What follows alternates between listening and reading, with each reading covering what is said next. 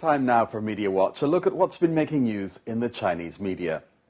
4 children waiting to get on a bus were killed and another 2 were injured after a truck collided with the vehicle in Anhui province in the east of China. The truck rear-ended the bus early in the morning in the city of Chaohu. The bus then ran down 6 children who were waiting to board. The victims were 2 boys and 2 girls, all primary school students, around 10 years old. The 2 injured children suffered slight trauma and bone fractures and are receiving treatment for their injuries. The driver has been detained and the cause of the accident is being investigated. An unprecedented number of people will take a nationwide civil service exam in China on November the 29th.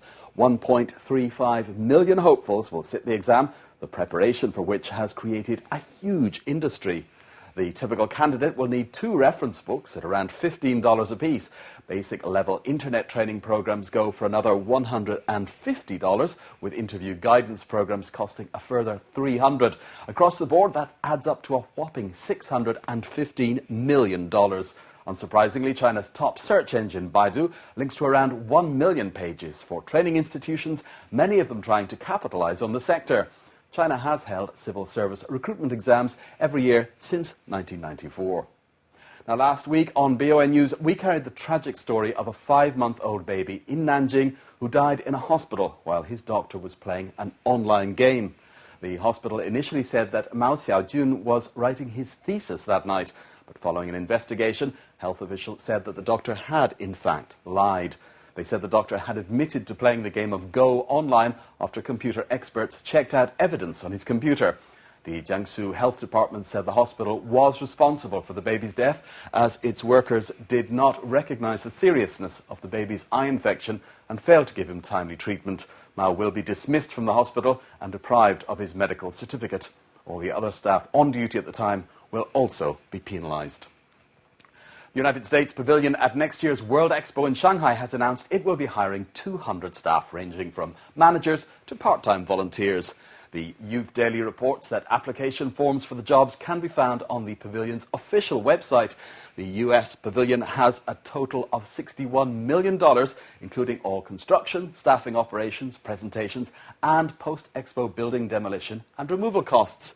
The Shanghai event will run from May the 1st to October the 31st next year and is expected to attract 70 million visitors, more than any expo in the 150-year history of the event. News now of a terrifying animal attack where a zoo worker in Liaoning province was savaged by 2 Siberian tigers and remains in a coma. 51-year-old Yang Jingwei, an automatic door operator in the Shenyang Qipanshan Glacier Animal Park, was attacked while clearing snow. Yang's colleagues frightened off the tigers with a hunting rifle, but couldn't help Yang as the tigers were still prowling nearby. Police then managed to wound the tigers with gunshots after getting permission from the Provincial Forestry Department.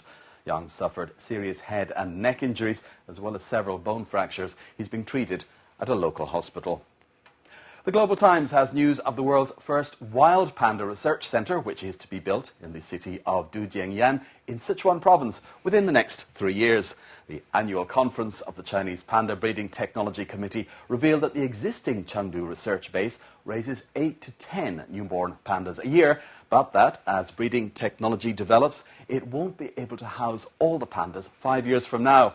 It said an increase in the panda population at the research base will make their integration into the wild possible. The panda habitat will expand by 107,000 hectares. That's about 260,000 acres when the research centre is completed. Now, a man in Zhejiang province in the east of China has been given a 9-year jail term for illegally borrowing almost $60 million from a raft of companies and individuals.